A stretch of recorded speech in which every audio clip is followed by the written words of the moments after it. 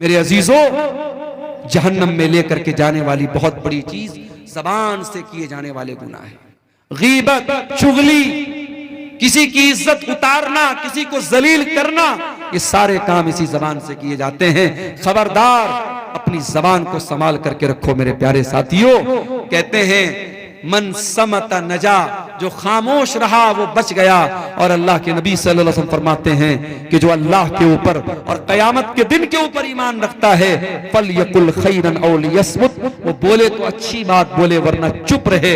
मेरी प्यारी माँ और बहनों, आपसे भी कहना चाहूंगा, अपनी जबान पर काबू रखिए। जबान से किए जाने वाले गुनाह भी औरतों को जहन्नम में लेकर के जाएंगे। मर्दों को तो लेके जाएंगे ही जाएंगे, औरतों के ज्यादा जहन्नम में जाने की वजह उनकी जबान होगी। जहन्नम में लेकर के जाने वाला एक और अमल है, उसका ताल्लुक हमारे बदन के एक ऐसे हिस्से से है जो है तो बहुत छोटी सी चीज मगर इतनी खतरनाक है कि बड़ी बड़ी जंगें करा देती है, जिसको हम जबान कहते हैं।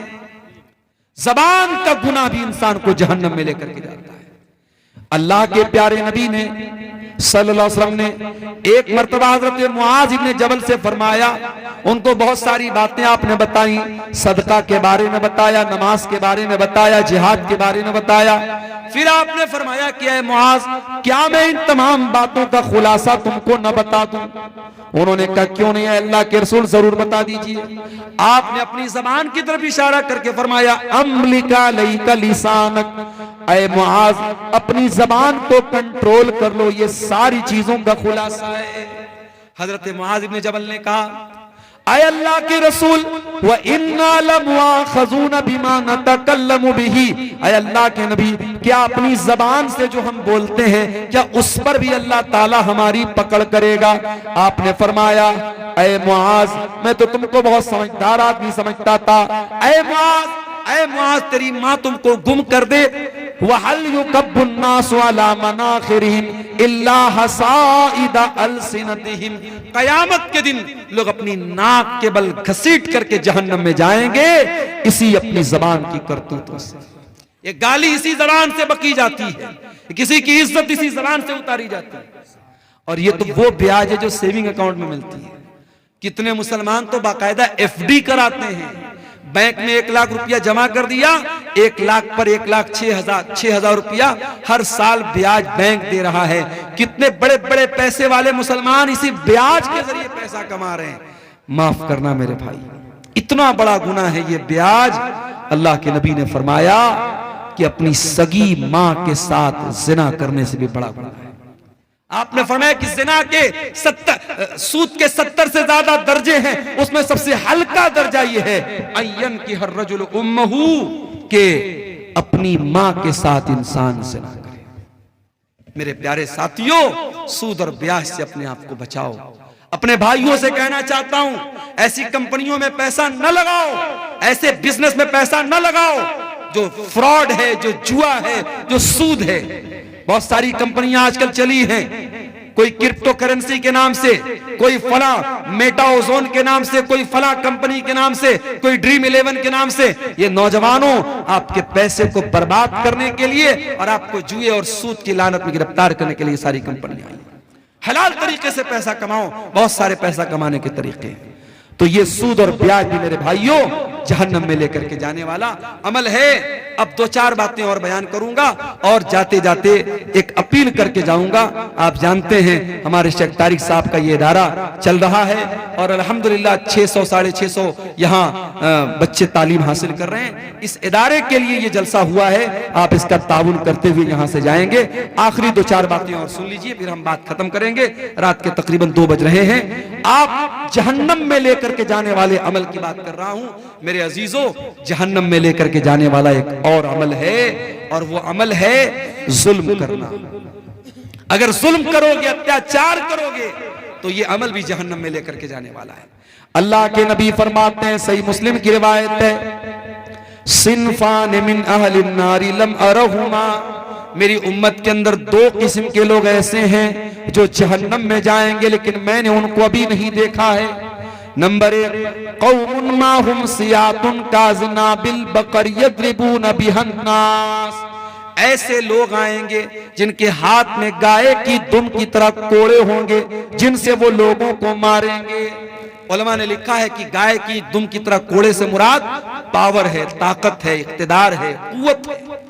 आज अगर किसी के पास कोई ताकत है और अपनी ताकत के जरिए वो दूसरों पर जुल्म कर रहा है, बेकसूरों को मार रहा है, 1,41,000 जी माशाअल्लाह, ये 1,41,000 रुपये नेपाली हैं, किसी अल्लाह के बंदे ने इस इदारे में ताउन के तौर पे दिया है। अल्लाह ताला इस भाई के ताउन को कबूल फरमाए, इसके माल में अल्लाह ताला बरकत अता फरमाए। मेरे भाइयों, अल्लाह के नबी फरमा रहे हैं, जिनके हाथ में पावर है और पावर का गलत इस्तेमाल करेंगे वो लोग जहन्नम में जाएंगे। आप देख रहे हैं अभी मुल्क के हालात क्या हैं, और हमारे जिस स्टेट से मैं आता हूं उस स्टेट के हालात भी आप देख रहे हैं, किस तरीके से बेकसूर को कसूरवार और कसूरवार को बेकसूर बनाया जाता हम जानते हैं। लेकिन हाँ, दो चार उम्मीदों के दिए अब भी हैं रोशन, माजी की हवेली अभी वीरान नहीं है। अगर शर्जील इमाम नाम का वो लड़का जिसको बेकसूर जेल की काल कोठरी में डाला गया, तो आज अल्लाह का फजल और करम है, उस लड़के की बहन ने अपनी तालीम के बल पर जो जज बन गई, अदालत की गालिबन हाई कोर्ट की वो जज बनी है, उसने दुनिया को दिखा दिया कि तुम जुल्म करके हमारे टैलेंट को नहीं रोक सकते हो, हमारी सलाहियत को नहीं रोक सकते हो। मेरे प्यारे साथियों, जालिम याद रखे, हर जालिम ये बात याद रखे कि अल्लाह ताला ने हर फिरौन के लिए मूसा का इंतजाम करके रखा हुआ है। उसके बाद अल्लाह के नबी फरमाते हैं, जहन्नम में जाने वाली दूसरी किस्म होगी उन औरतों की, वह निसाउन कासियातुन आरियातुन मुमीलातुन माइलातुन, ऐसी औरतें जहन्नम में जाएंगी जो कपड़ा पहन करके भी नंगी होंगी, गैर मर्दों को अपनी तरफ माइल करेंगी और खुद भी उनकी तरफ माइल हो जाने वाली होंगी। ला यदखुलनल जन्ना, ऐसी औरतें जन्नत के अंदर नहीं जाएंगी। वला यजिदन रिहा, और जन्नत में जाना तो बहुत दूर की बात है, वो जन्नत की खुशबू भी नहीं पाएंगी। तो ये अमल भी मेरे प्यारे साथियों जहन्नम में लेकर के जाने वाला है। और आगे बढ़िए, किसी का हक मार लेना, किसी की जमीन पर नाजायज कब्जा कर लेना, भाई का अपनी बहन का हक मार लेना, बाप का अपनी बेटी का हक मार लेना, पड़ोसी का पड़ोसी का हक मार लेना, यह भी बहुत बड़ा गुनाह है।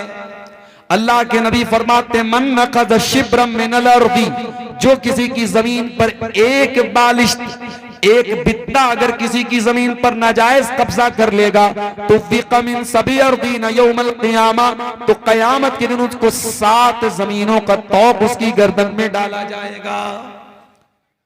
ये जमीन, ये जायदाद सब यही रह जाएगी मेरे भाई।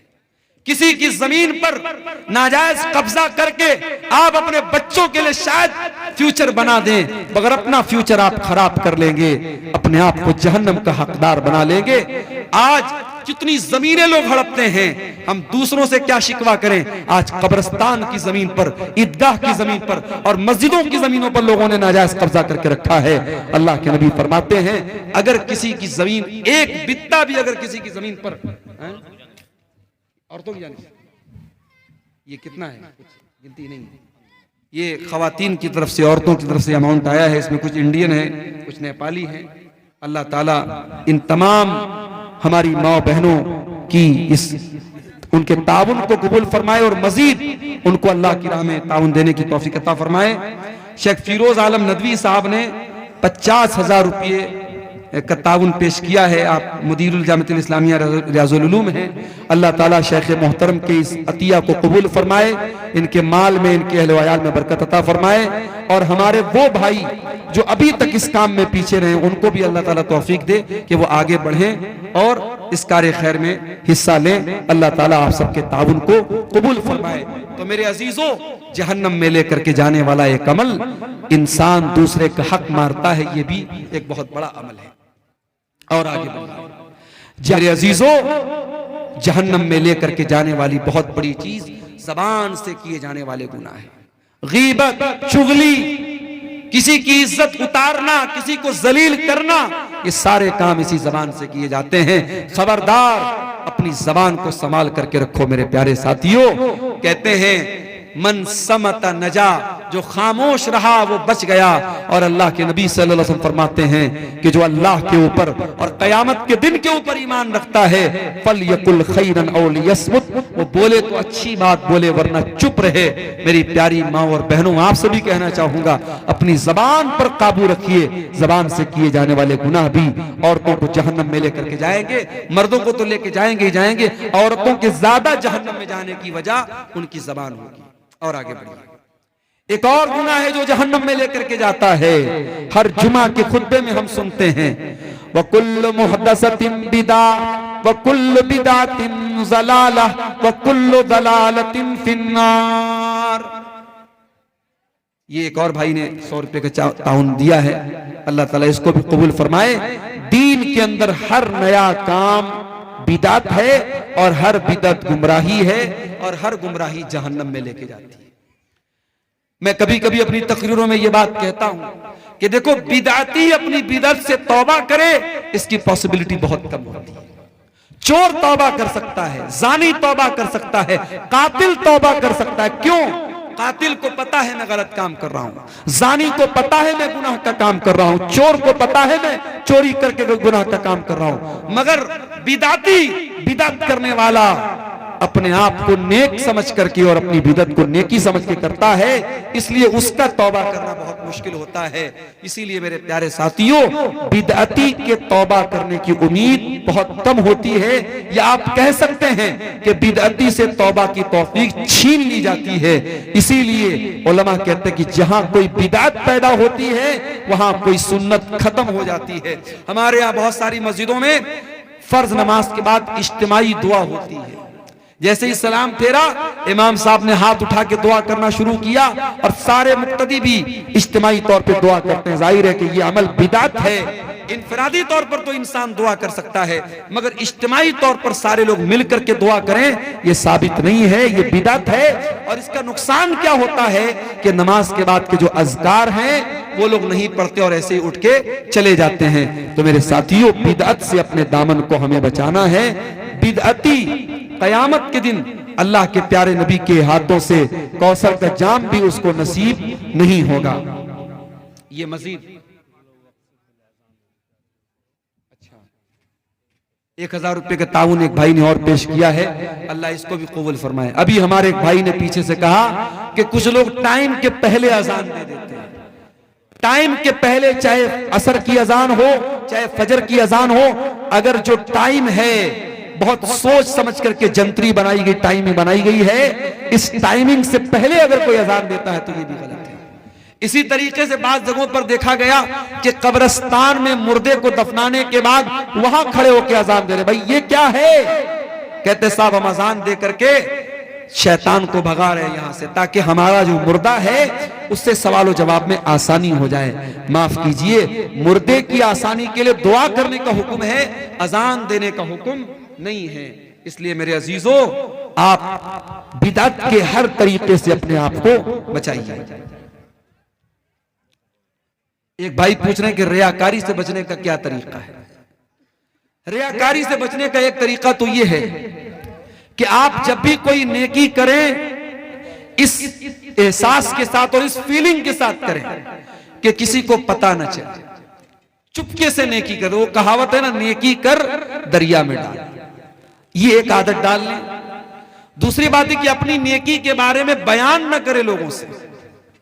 और फिर तीसरी चीज ये है कि अगर आप रियाकारी से बचना चाहते हैं तो जिंदगी में कुछ अमल ऐसा करके जाइए जो बिल्कुल सीक्रेट हो, आपको पता हो, अल्लाह को पता।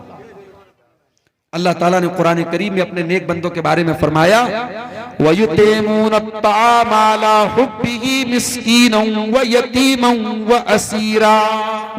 मेरे नेक बंदे मिस्कीनों को, यतीमों को, कैदियों को खाना खिलाते हैं और कहते हैं इन्नमा नुतइमुकुम लिवजहिल्लाह ला नुरीदु मिनकुम जज़ाअन वला शुकूरा, कि हम तुमको अल्लाह ताला को राजी करने के लिए खिला रहे, हमें कोई बदला नहीं चाहिए, कोई शुक्रिया नहीं चाहिए, बस ये होना चाहिए इखलास। अगर ये चीज आपके अंदर है इंशाअल्लाह तो रियाकारी से आप बच जाएंगे। अगर कोई रिश्तेदार या माँ बाप कुरान पढ़ने के लिए बोला तो बच्चा उनको खुश करने के लिए अच्छे से पढ़ते हैं। और सऊदी की आवाज क्या लिखा है, सुरीली आवाज से पढ़ते हैं, तो ये रियाकारी है या नहीं? देखिए, कुरान को ऐसे भी सुरीली आवाज से पढ़ना चाहिए। माँ बाप को दिखाने के लिए आप पढ़ते हैं तो गलत है। कुरान जब भी पढ़ें तो अच्छी आवाज में पढ़ने का हुक्म है। अल्लाह के नबी की हदीस है, मल्लम यतगन्न बिल कुरान फलैसा मिन्ना, कि जो कुरान को गा करके ना पढ़े, गा करके पढ़ने का मतलब कुरान को अच्छी आवाज में, सुरीली आवाज में ना पढ़े, वो हम में से नहीं है। कुरान को अच्छी आवाज में पढ़ना चाहिए, लेकिन बाप के डर से पढ़ रहा है और ऐसे नॉर्मल आवाज में पढ़ रहा है तो ये गलत बात है। अच्छी आवाज में हमेशा पढ़ना चाहिए। अगर कभी बच्चे जो होते हैं, छोटे होते हैं, नासमझ होते हैं, उस्ताद के डर से कभी क्लास में पढ़ दिया तो उतना बड़ा कोई मसला नहीं है, उसको रियाकारी नहीं बोलेंगे। अगर कोई इमाम नमाज पढ़ाए और पढ़ाते पढ़ाते नापाक हो जाए, उनकी वजू खत्म हो जाती है, तो ऐसी सूरत में क्या करना चाहिए? देखिए, अगर नमाज के दौरान किसी का वजू टूट जाता है तो उसको नमाज तो फौरन तोड़ देनी चाहिए। हदीसों से जो बात साबित है वो यही है कि उसको नमाज फिर उसके आगे कंटिन्यू नहीं करना चाहिए। अब वो इमाम है तो ऐसी सूरत में वो अगर अकेला पढ़ रहा होता तो भाई चलो ठीक है, नमाज तोड़ के जाएगा, दोबारा वजू आके पढ़ेगा। तो अगर वो इमाम है तो भी वो यही काम करे। अगर उसका वजू टूट गया है तो वो नमाज के बीच में से निकल जाए और मुक्तदियों को बता दे कि ये मेरे साथ मसला हो गया, मेरा वजू टूट गया, और दोबारा आकर के वो फिर से नमाज पढ़ाए। इसलिए कि अगर नमाज के दौरान वजू टूट गया तो फिर नमाज बातिल हो गई, फिर वो नमाज उसको दोहराना पड़ेगा। हजरत उमर फारूक रज़ी अल्लाह अन्हु की शहादत का जो वाकया है कि उनके ऊपर जब अबू लुलू फिरोज ने हमला किया था तो वो गिर पड़े थे, लेकिन उन्होंने गिरते हुए अब्दुर्रहमान बिन औफ को आगे बढ़ाया और बाकी नमाज उन्होंने पढ़ाई। तो वहां मसला दूसरा था, वहां नमाज बातिल नहीं हो रही थी। यहां आपने जो सवाल पूछा है कि नमाज वजू टूट जाए, वजू टूट रहा है, तो ऐसी सूरत में फिर नमाज को दोहराना पड़ेगा। किसी और को इमाम बनाने से काम नहीं चलेगा। अगर कोई और इमाम बनेगा तो फिर शुरू से नमाज पढ़ाना पड़ेगा। वल्लाहु आलम बिस्सवाब। तो मेरे भाइयों, ये जहन्नम में लेकर के जाने वाले चंद आमाल आपके सामने मैंने बयान किए हैं, और बातें और भी हैं, लेकिन अब मैं देख रहा हूं काफी ताखिर भी हो गई और काफी लोग हमारे यहां से ठंडी की वजह से, चूंकि ठंडी भी बढ़ रही है, मैं आखिर में यही कहूंगा कि जहन्नम जैसी खतरनाक जगह से हमें और आपको अल्लाह ताला से पनाह भी मांगनी चाहिए और हमें दुआ भी करनी चाहिए अल्लाह ताला से कि हमें जहन्नम के अजाब से बचाए। और इसी तरीके से हमें वो अमाल भी करने चाहिए जो हमें जहन्नम में लेकर के जाने से बचा ले। सवाल पूछा गया कि बिदअती के पीछे नमाज होगी या नहीं होगी। देखिए, इसमें थोड़ी सी तफसील है। अगर कोई बिदअती है और आपको मालूम है कि ये ऐसी बिदअत करता है जो इंसान को इस्लाम से खारिज कर देती है, मिसाल के तौर पर कोई इमाम नमाज पढ़ा रहा है और वो कब्र पे सजदा करता है, गैरुल्लाह से मदद मांगता है, तो जाहिर है कि ये बिदअत तो कुफ्र तक लेके जा रही, शिर्क तक लेके जा रही। ऐसे इमाम के पीछे आप नमाज नहीं पढ़ेंगे।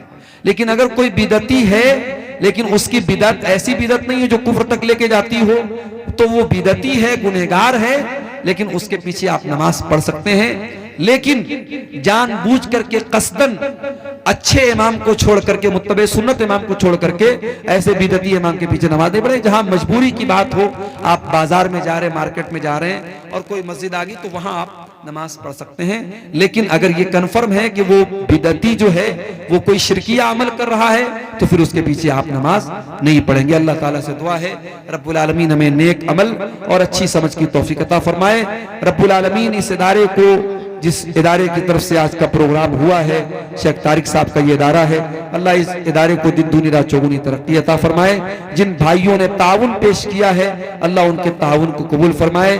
जो अभी तक पीछे रह गए हैं, अल्लाह उनको आगे बढ़ करके इस कार्य खैर में हिस्सा लेने की तौफीक अता फरमाए।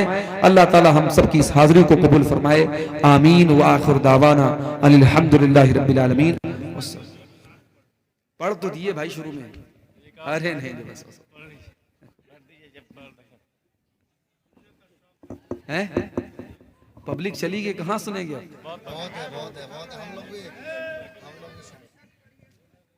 मुनासिब बात नहीं है, छोड़ दीजिए।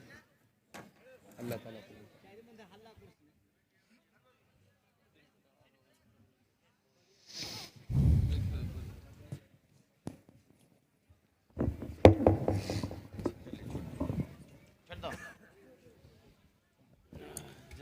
माशाअल्लाह